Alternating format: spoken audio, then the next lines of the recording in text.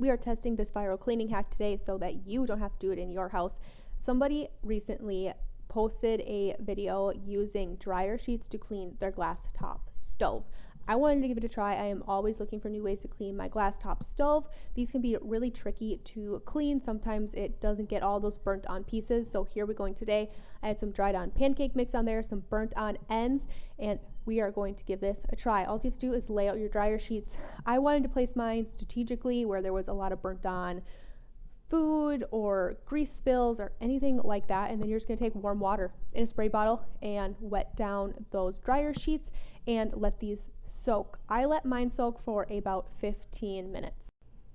After I let these soak for about 15 minutes, I came back and just kind of tested. I started pushing around a little bit, seeing if it was going to pull any of that grease up, any of those burnt on bits, and it definitely did.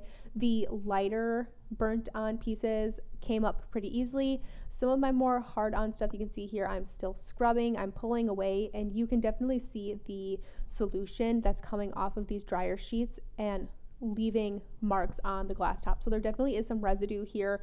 I wanted to make sure that I cleaned that off really well before cooking food. But you can see here, especially in this burnt on pancake mix, didn't really do the job. It may have if I let it sit for longer, but the viral video said 15 minutes. So I followed the instructions, buffed it in, and once I was pretty satisfied that I got up all that I could while scrubbing or scraping, I kind of picked up as much of that residue as I could off of the dryer sheets, and then I sprayed my stove down with just some warm water and wiped it off thoroughly with a clean washcloth a couple of times just to make sure, like I said, we got all that residue off before cooking a meal on here.